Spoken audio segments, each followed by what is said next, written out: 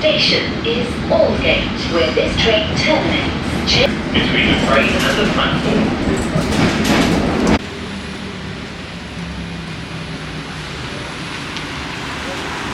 Turn right out of the station and there's the Church of St Botolph without Aldgate. And just here, between the Aldgate Square Garden and the main road, it's marked site of Aldgate, where the Roman gate was, and it's all marked out.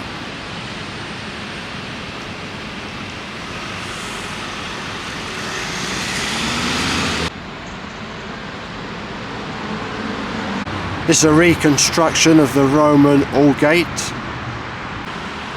That building is the Can of Ham. But we're not going that way, we're going this way. Jewry Street.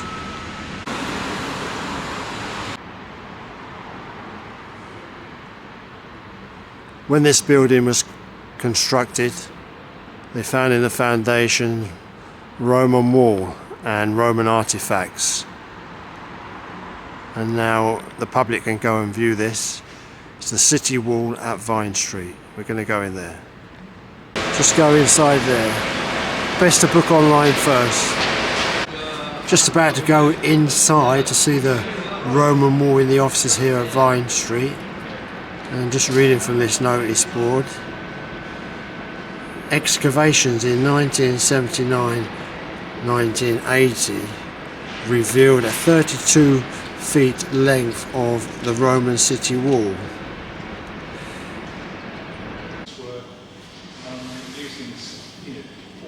It could be here that they were mentioning it. Someone said yesterday they used volcanic ash, which really strengthened it. Pozzolana. So again? Pozzolana. Oh. Yes, it's kind of comes from it. It's what makes it's what makes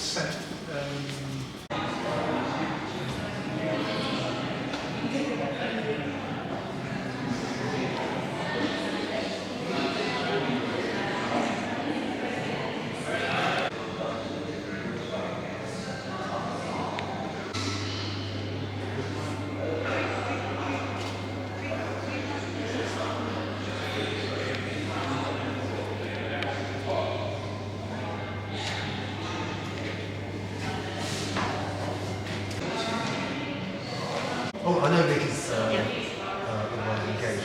But are we all ready for the off? We'll go back through the other way and came down Jewry Street. Yes. And so we back up Vine Street and the Millers.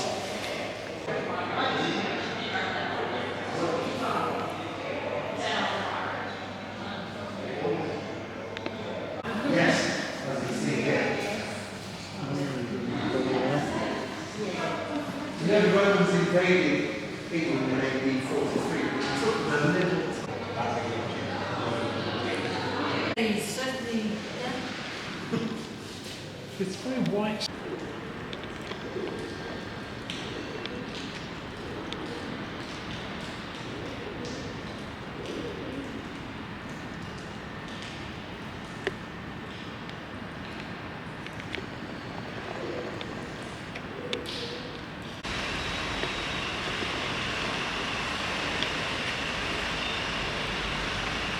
We're going to go over there, the Leonardo Royal Hotel, London City.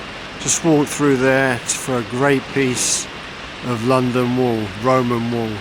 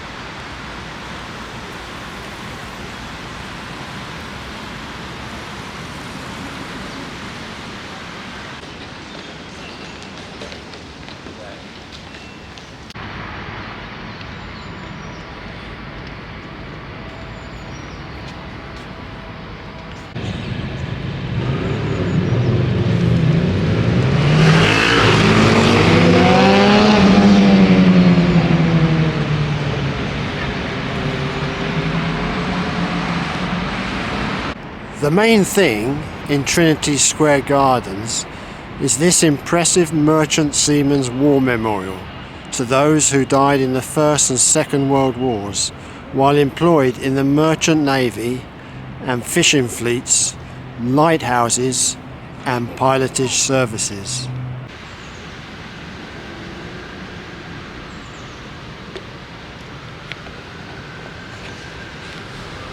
The front memorial is a tribute to those who died during the First World War, and the sunken garden is a memorial to those who died in the Second World War. Many lost at sea, but never ever forgotten. It says here the 24,000 of the merchant navy and fishing fleets whose names are honoured on the walls of this garden gave their lives for their country and have no grave but the sea. And that's the Second World War, 1939 to 1945. My grandfather, John Willerton, that's my mum's dad, he served in the merchant navy during the Second World War. The ship he was on in the North Atlantic was torpedoed by a German submarine. He ended up in the water in the North Atlantic, but he survived, was taken to hospital at Hull, where my nan, that's his wife, went to visit him. She walked straight past his bed in the ward in the hospital because she didn't recognize him, because he was totally black with oil from the waters and from the ship. He had to call out her name, Annie, for her to recognize his voice. And here are thousands and thousands and thousands of names of those who perished at sea and have no grave but the sea, but their names are remembered forever and ever.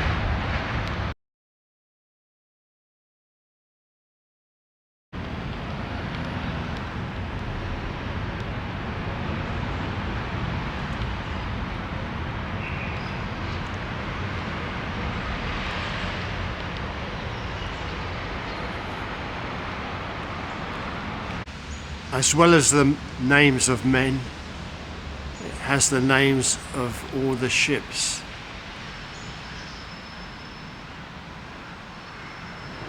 That men lost their lives on.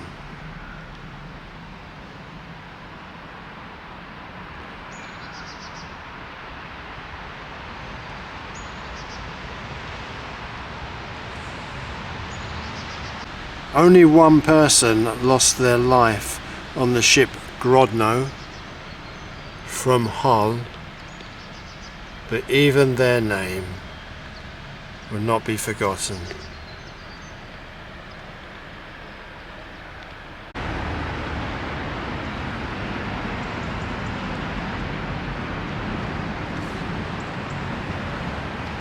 Oh, sorry, forgot your way.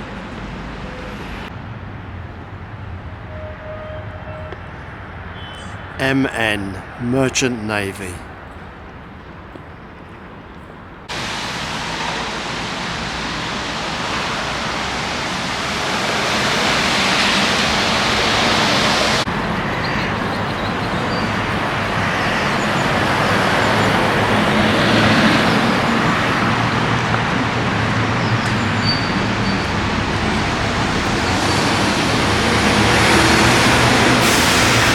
These are all the names of the First World War.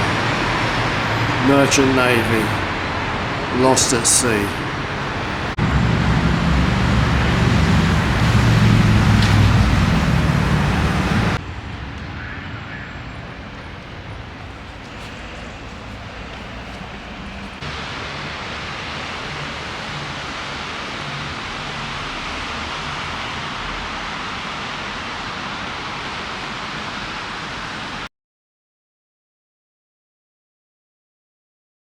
Here in one corner of Trinity Square Gardens is this chained small square of its own.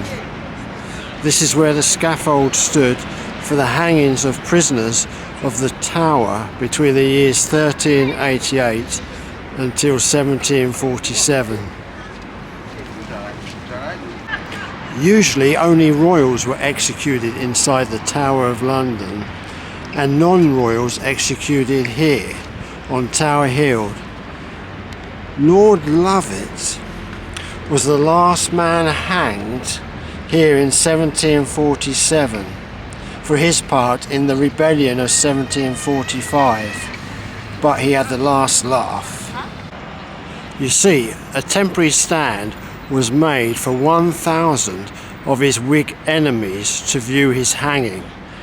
The Whigs were the party before the Liberal Party, and as they all stood there watching him brought to the noose of the rope, the temporary stand on which his enemies were standing collapsed under their weight, and Lord Lovat went laughing. Trinity House, a charity establishing safety at sea, including the buildings and maintaining of lighthouses.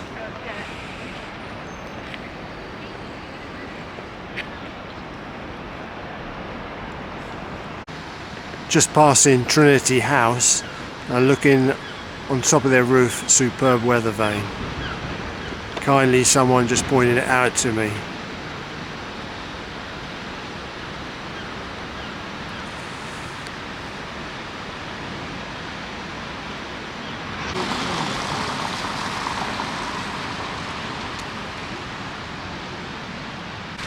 Says this Grade 1 listed building is the headquarters for the Corporation of Trinity House. It was originally built in 1796 and rebuilt in 1953 after it was destroyed during the Blitz in 1940. Today it houses offices and some of London's finest function rooms, paintings and treasures.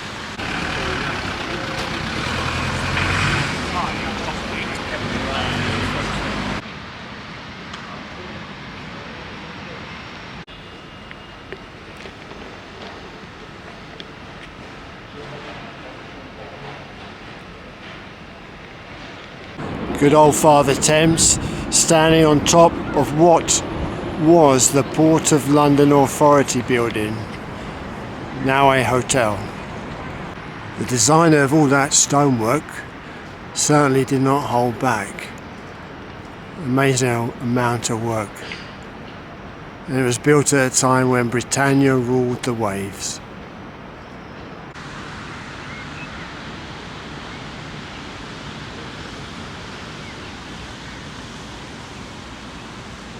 And good old Father Thames from that great height can watch over the River Thames and the Port of London, which was at the time when this was built the busiest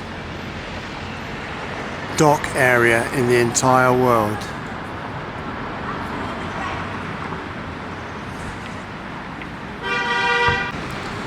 And it was opened by Lloyd George in his last public act as Prime Minister.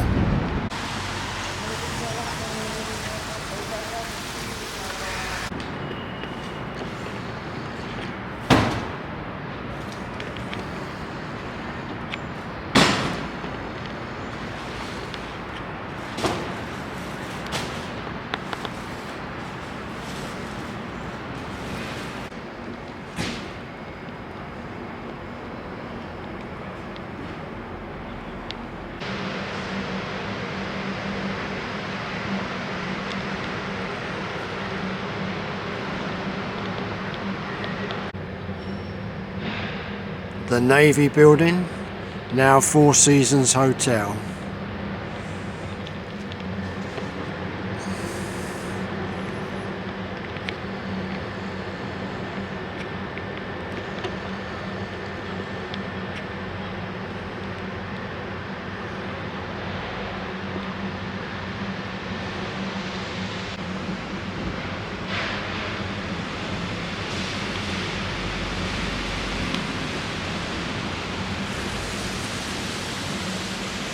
Samuel Pepys wrote his diary in shorthand.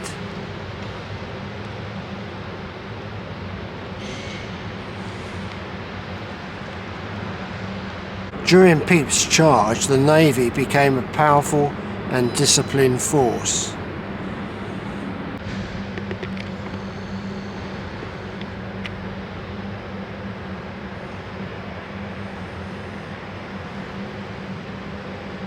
Before the Great Fire of 1666, in 1665 was the Great Plague of London. Samuel Pepys' lodgings were here in Seething Lane, and on the night that the Great Fire of 1666 started, Pepys saw it from his bedroom window and carelessly went back to bed.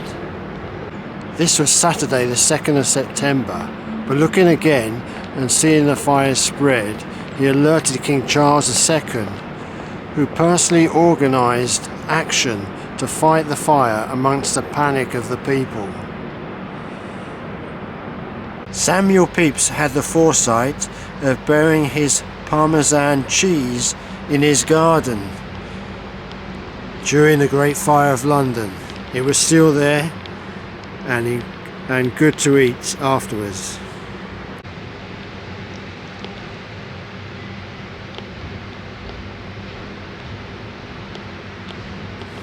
It was Pepys' suggestion that workers from the dockyards come and blow up the surrounding houses that stopped the fire burning down the church here. Houses were blown up to create fire breaks, but it wasn't until Wednesday, with the help of rain and decreasing winds, that the fire was brought under control. Samuel Pepys, the diarist, was Secretary of the Admiralty with the Navy Office almost next door. It was probably Pepys who penned the phrase, "our own church."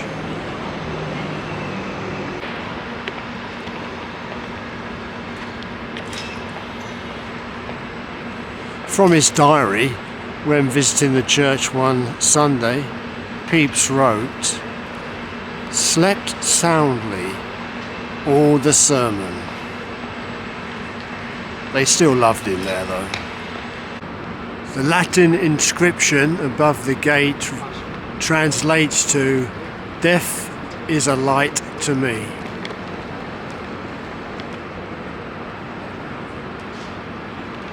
St. Olaf's Church is one of the few surviving city churches that escaped the Great Fire and still exists today. But it's not the original church, because in the Second World War, the Luftwaffe, with a high explosive bomb, made a direct hit on the church. So the 1450s church here was eventually destroyed by the Luftwaffe on the 17th of April 1941.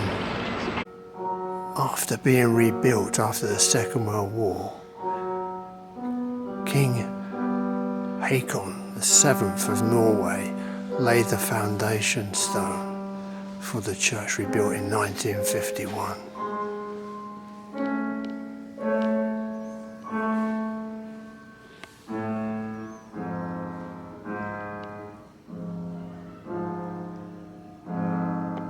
Of all the city churches, this small church is not like any other church. But when inside or in the churchyard, you could easily imagine yourself in a village country church.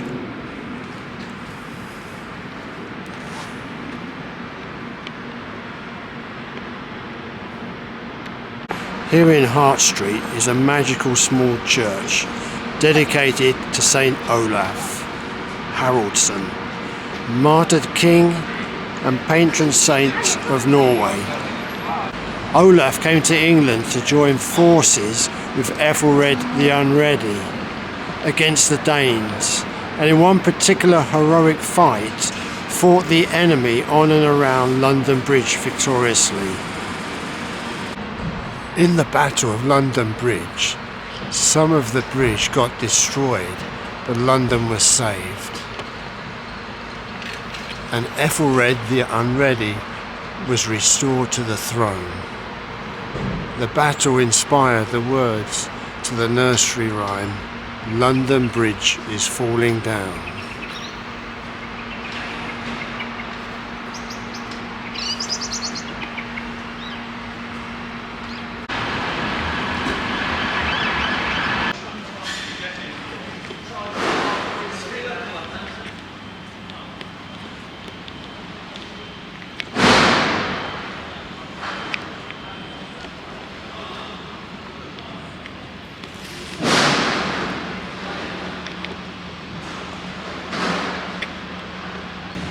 Fenchurch Street Station.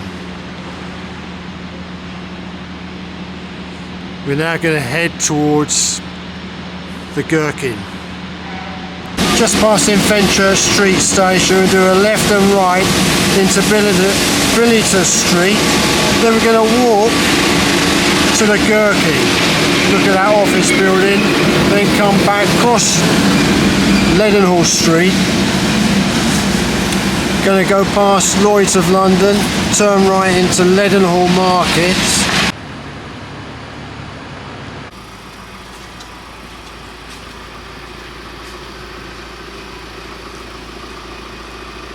These 5 almost human-shaped sculptures, as if they've been made from centuries of wind power, but actually they were sculptured in 2024.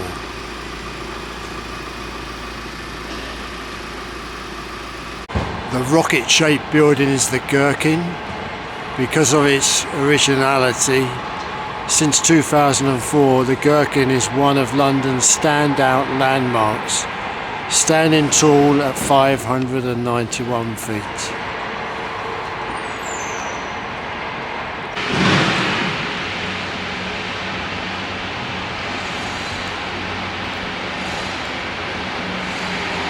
When building the foundations for the Gherkin, they found the remains of a skeleton which belonged after DNA to a young Roman girl, and so they've marked it here.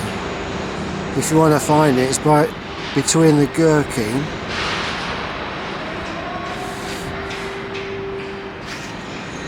and Holland House, number 1 to 4.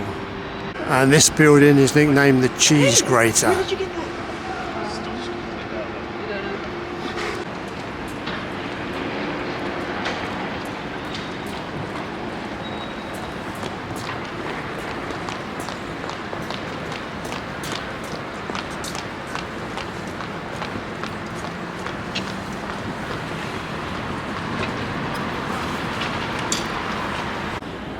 That's the Lloyd building with its intestines on the outside.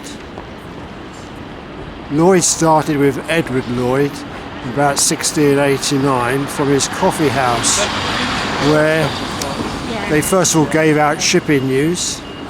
Then he had bets with sailors and sea captains on whether their ship would return to port or not. And then from then on he started selling insurance, marine insurance, and for ships and their cargo from his coffee house.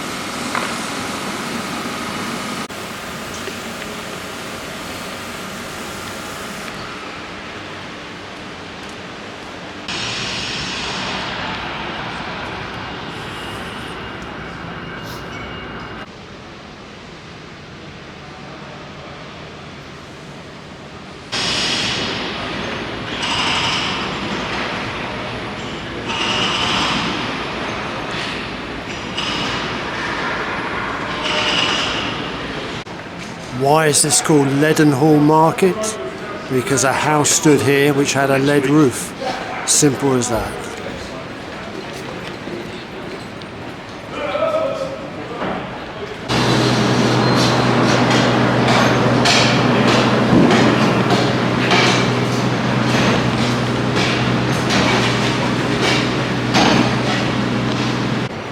The market, founded by Sir Richard Dick Whittington, in the year 1408, much changed after the rebuild of 1881.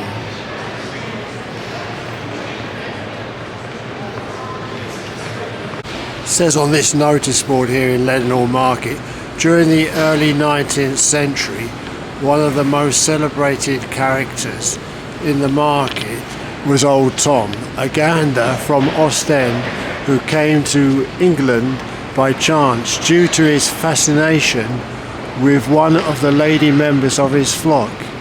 It is recorded that over 2 consecutive days 34,000 geese were slaughtered in the market, but Old Tom managed to escape execution. He became a great favourite in the market and was a regular customer at the local inns where he was fed titbits. He died in 1835 at the formidable age of 38 and was buried in the market. Once upon a time, along this passageway, it was full of cages and boxes and baskets where dogs and cats and rabbits, guinea pigs, owls and other birds and hens filled the spaces for sale, side by side, and on top of one another, bedded by straw or sawdust. A schoolboy would come here to buy a green tropical lizard or a small wriggling snake, but not anymore. The sound of clucks and crows and barks and birds whistling have long been replaced by human sound of gossip over a cup of coffee. Up high up there are hooks which once were filled by plucked geese and turkey, but not anymore.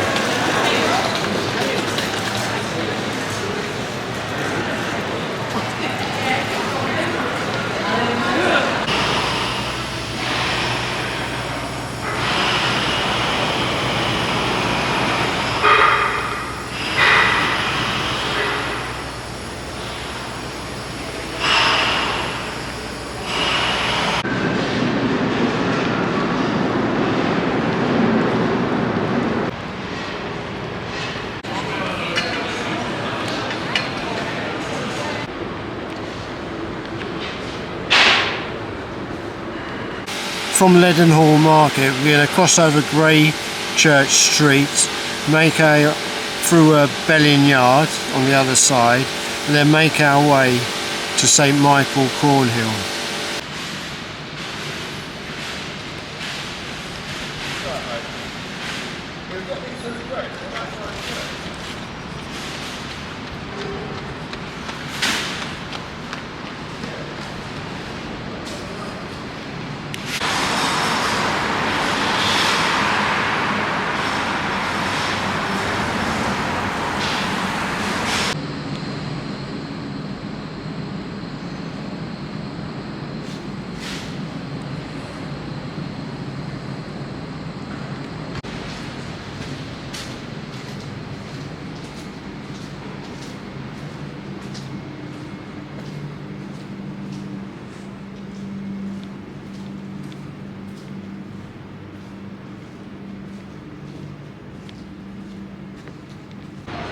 From a tent on church grounds was the first coffee house in London, run by Pasquale Rossi in 1657. He was a servant of a Turkish merchant, and coffee houses were a place for merchants to meet and discuss business. The Georgian vulture has been in business for well over 300 years.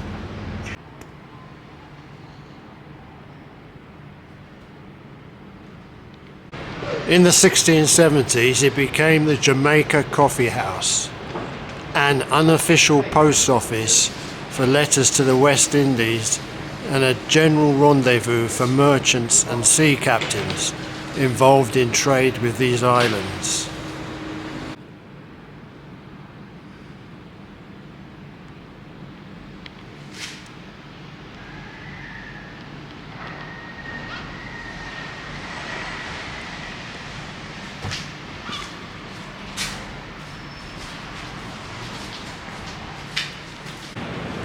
This church, St Michael's, Cornhill, was another church destroyed by the dreadful fire,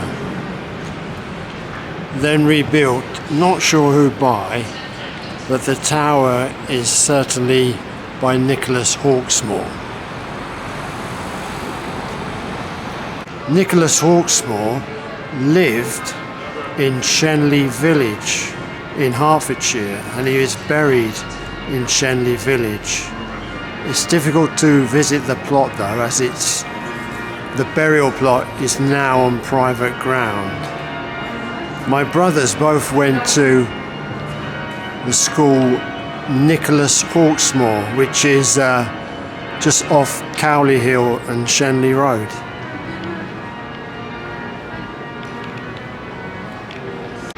I failed to say at the end of the last video, finishing at St Anne's Limehouse, that church was also built by Nicholas Hawksmoor.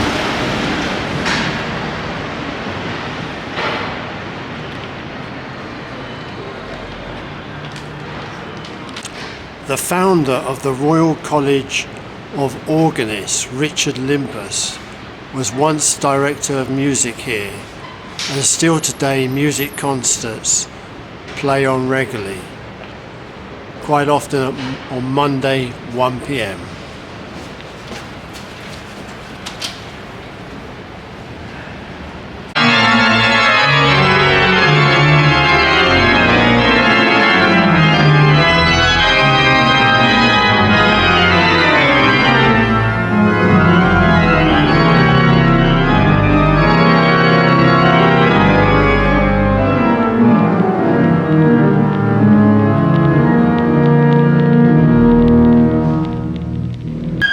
Crossover left and right in Cornhill to Finch Lane, and then we went through Royal Exchange Avenue, then along Threadneedle Street.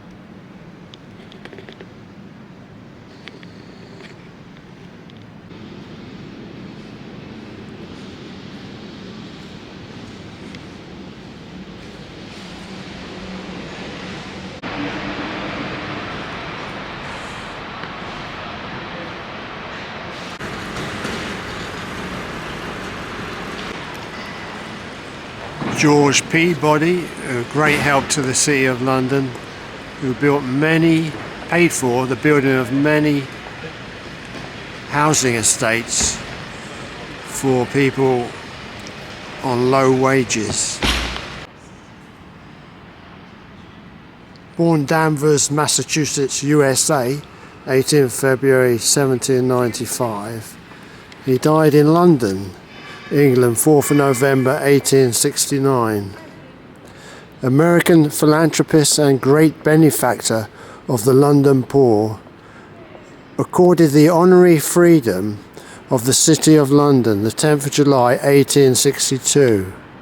This statue by W. Story was unveiled on the 23rd July 1869.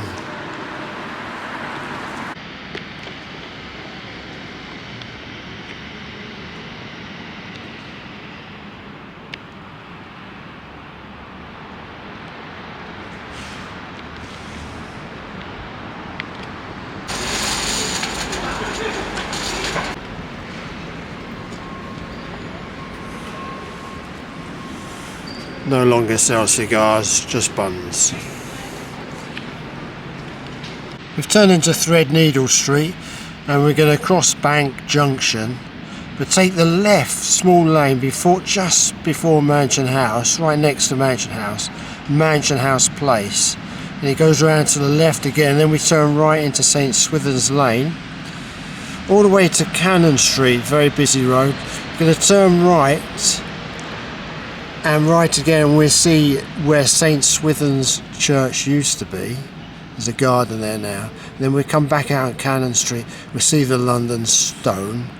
We're going to cross over and turn right.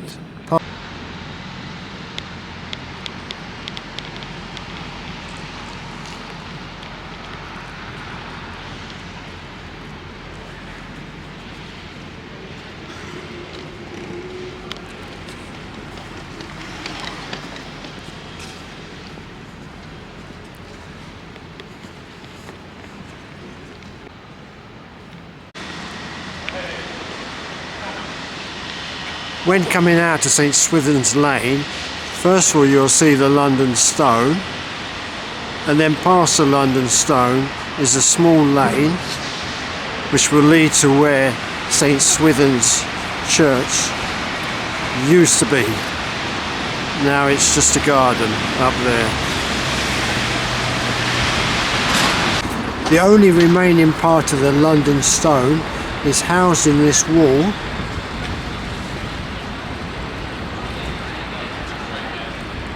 opposite Cannon Street Station. In Shakespeare's Henry VI, Jack Cade, the rebel, struck his sword on this stone, exclaiming, "Here, sitting upon London Stone, charge and command that of the city's cost, the pissing conduit run nothing but claret wine this year of our reign. And now henceforward it shall be treason for any that calls me other than Lord Mortimer."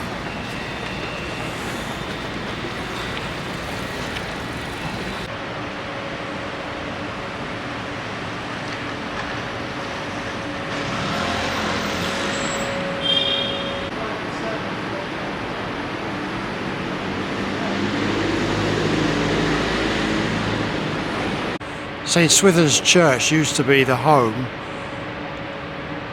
on its outer wall for the London Stone, which is believed to be the marker of road distances of Roman London times. St Swithin's Church had to be knocked down completely after being bombed in World War II. This is Cannon Street, always busy. Once named Candlewick Street because of the candle makers who lived and worked here in the 13th and 14th centuries.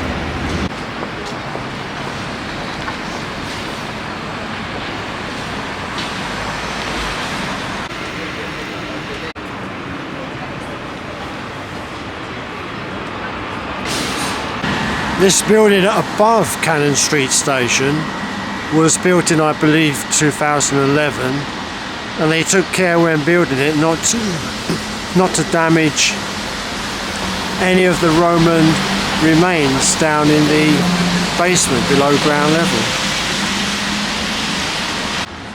Just as soon as you walk into Cannon Street Station by M&S Food is this sign, the Worshipful Company of Plumbers, Ordinances 1365, Grant of Arms 1588.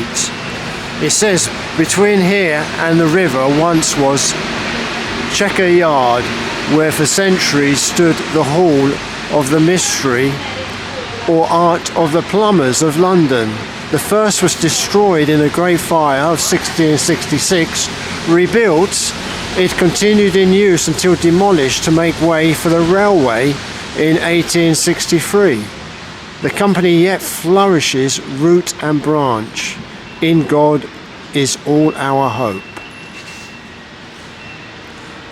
And that's just inside Cannon Street Station, opposite where we came out, looking at where St Swithin's Church used to be and the London Stone.